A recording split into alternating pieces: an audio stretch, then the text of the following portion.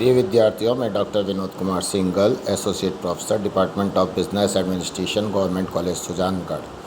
हमने गत जो व्याख्यान था उसमें बीमा योग्य हित के सिद्धांत के बारे में पढ़ा। बीमा योग्य हित का सिद्धांत क्या है, इसका कथन क्या है, बीमा योग्य हित से क्या आशय है। अब हम इस सिद्धांत को आगे बढ़ाते हुए विस्तार से पढ़ रहे हैं। बीमा योग्य हित की विद्यमानता। प्रश्न यह उठता है कि बीमा योग्य हित होना तो चाहिए एक बीमित का बीमा योग्य विषय वस्तु में, लेकिन यह कब सुनिश्चित किया जाता है? यह विभिन्न बीमाओं में निम्नानुसार सुनिश्चित किया जाता है। जीवन बीमा में बीमा योग्य हित बीमा करवाते समय सुनिश्चित किया जाता है। अग्नि बीमा में बीमा योग्य हित बीमा करवाते समय तथा दावा करते समय अर्थात दोनों समय सुनिश्चित किया जाता है।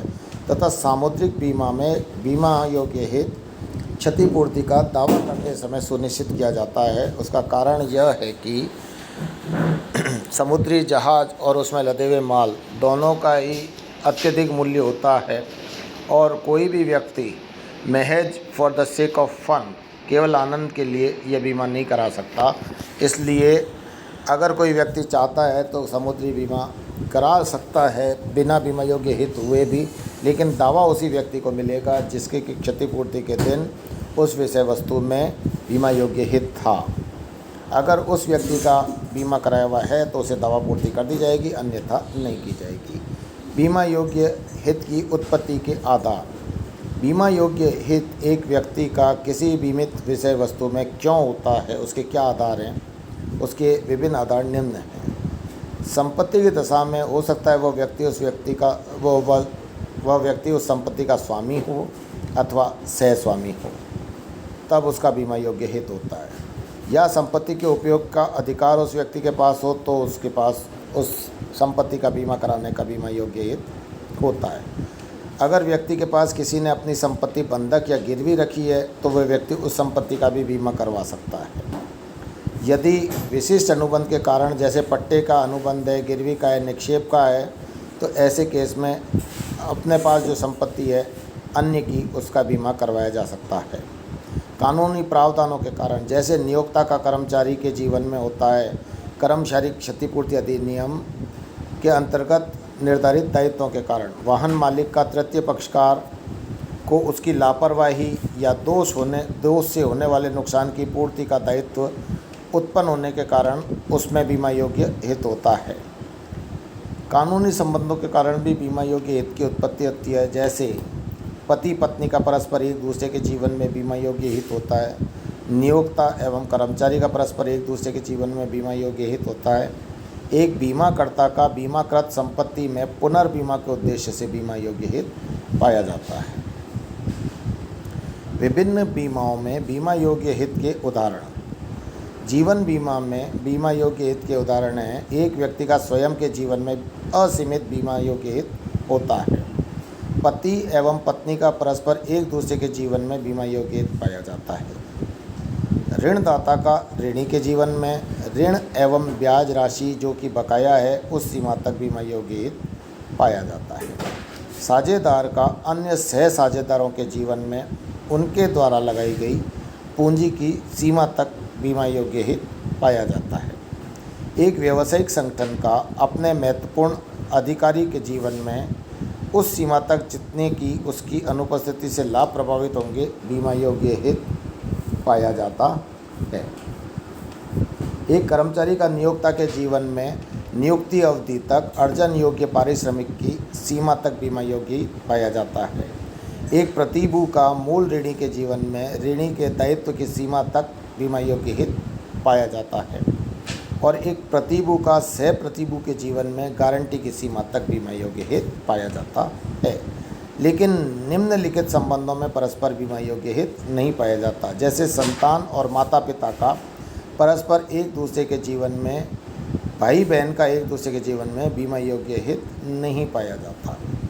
अग्नि बीमा में अग्नि बीमा की दशा में बीमा योग्य हित के उदाहरण हैं।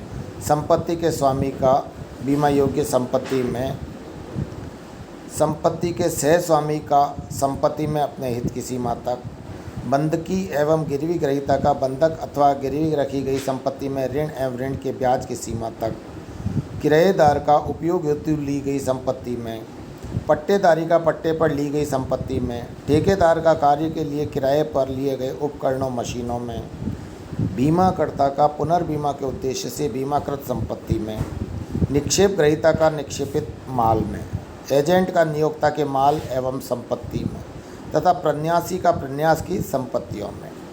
सामुद्रिक बीमा में बीमा योग्य हित के उदाहरण हैं जहाज के मालिक का जहाज के मूल्य तथा भाड़े की राशि तक, जहाज में लदे माल के मालिक का माल के मूल्य, भाड़े तथा बीमा खर्चे की राशि तक, जहाज के मालिक का तृतीय पक्षकारों के प्रति दायित्व के लिए, ऋणदाता और बैंकर का जहाज में माल में जो उसमें लदा हुआ है इनकी जमानत पर दिए गए ऋण की सीमा तक तथा जहाज तथा माल के बीमाकर्ता का बीमा राशि की सीमा तक पुनर्बीमा के लिए, और जहाज के कप्तान तथा कर्मचारियों का जहाज में पारिश्रमिक की सीमा तक बीमा योग्य हित पाया जाता है। अब अपन लेते हैं बीमा योग्य हित के सिद्धांत का महत्व, लाभ या significance of insurable interest in insurance. बीमा के मूल ध्येय को यह संरक्षित करता है। बीमा का मूल ध्येय है आर्थिक राहत, ना कि लाभ। यदि बीमा योग्य हित का सिद्धांत नहीं होता तो कोई भी व्यक्ति किसी भी जीवन एवं संपत्ति का बीमा करवाकर उसकी क्षति की दशा में अप्रत्याशित लाभ अर्जित कर सकता था, लेकिन इस सिद्धांत के कारण ऐसा करना संभव नहीं है, क्योंकि केवल वही व्यक्ति उसी विषय वस्तु का बीमा करा सकता है जिसमें कि उसका आर्थिक हित यानी बीमा योग्य हित निहित है। अन्यथा कोई भी व्यक्ति उस विषय वस्तु का बीमा नहीं करा सकता, और अगर ऐसे व्यक्ति ने बीमा गलती से करा भी लिया है तो उसे दावा निपटारा नहीं किया जाएगा। यह सिद्धांत बीमा की वैधता एवं सामाजिक उपादेयता का आधार है। अगर बीमा योग्य हित का सिद्धांत नहीं होता तो बीमा का प्रयोग जुए की तरह से भाग्य आजमाइश के लिए कई लोगों द्वारा किया जा सकता था। मैं एक्स के जिससे कि मेरा कोई संबंध नहीं है जीवन पर दाव लगा सकता था और उसकी असामयिक मृत्यु की दशा में अप्रत्याशित लाभ कमाने की चेष्टा कर सकता था, लेकिन चूंकि बीमा योग्य हित का सिद्धांत है इसलिए बीमा ऐसे करने की इजाज़त नहीं देता। इससे बीमा अनुबंध तो वैध है और जुए का अनुबंध अवैध तथा व्यर्थ है। सामाजिक उपादेयता भी इसीलिए बीमा की है, अन्यथा यह समाज के लिए अवांछित क्रिया भी बन सकता था अगर बीमा योग्य हित का सिद्धांत नहीं होता और बीमा का जुआ की तरह से प्रयोग किया जा सकता तो। यह क्षतिपूर्ति का आधार है, क्योंकि अग्नि एवं समुद्री बीमा में दावा निपटारा करते समय इस बात को सुनिश्चित किया जाता है कि क्षति के समय दावाकर्ता का क्षतिग्रस्त विषय वस्तु में बीमा योग्य हित था अथवा नहीं।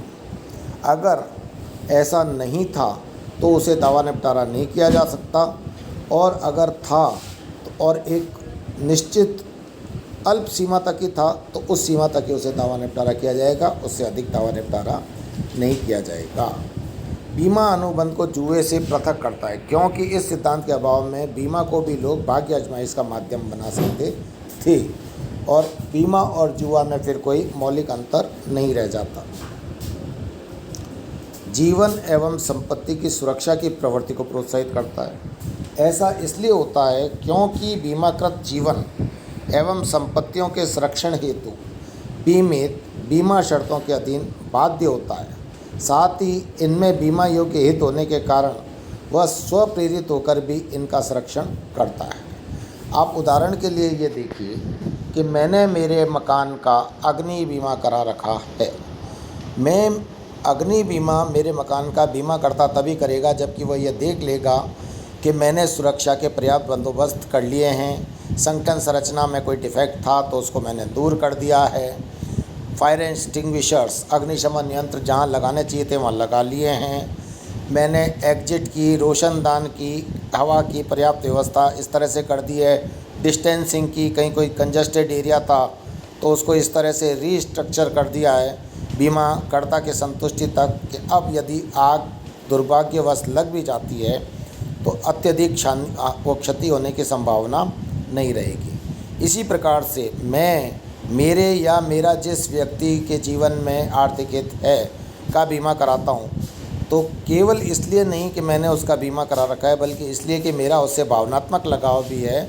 मैं उसके जीवन के संरक्षण का पूरा प्रयत्न करूँगा और इसीलिए बीमाकर्ता निश्चित रह सकता है कि जीवन और संपत्ति की सुरक्षा इसलिए होगी क्योंकि जिसने भी जीवन या संपत्ति का बीमा कराया है वह व्यक्ति उसमें अन्य हित भी रखता है और बीमा योग्य हित भी रखता है। अन्यों की संपत्ति और जीवन को खतरा नहीं, क्योंकि इनका बीमा कोई भी तीसरा व्यक्ति नहीं करा सकता। आप कल्पना कीजिए, यदि बीमा योग्य हित का सिद्धांत नहीं होता तो कोई भी व्यक्ति किसी की भी संपत्ति और जीवन का बीमा करा सकता था।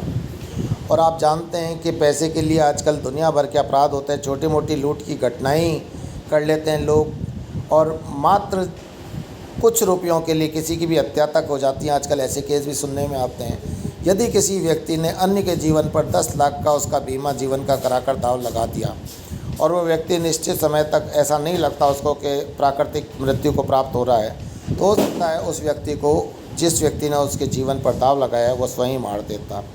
तो ऐसा अब संभव इसलिए नहीं है क्योंकि बीमा योग्य हित के सिद्धांत के कारण यह संभव ही नहीं है कि एक ऐसा व्यक्ति जिसका कि अन्य के जीवन में कोई भी हित नहीं है उसका जीवन बीमा करा सके। अन्यों की संपत्ति और जीवन को इसीलिए बीमा योग्य हित के कारण खतरा नहीं होता। बीमा योग्य हित के सिद्धांत की सीमाएं। बीमा योग्य हित का सिद्धांत यद्यपि एक बहुत ही उपयोगी और महत्वपूर्ण सिद्धांत है और दोष तो इस सिद्धांत का कोई हो ही नहीं सकता। यद्यपि सीमाएं हर चीज़ की होती हैं, उसी प्रकार से बीमा योग्य हित के सिद्धांत की भी कुछ सीमाएं हैं, जो कि इस प्रकार हैं कि बीमा योग्य हित केवल आर्थिक हित को महत्व देता है।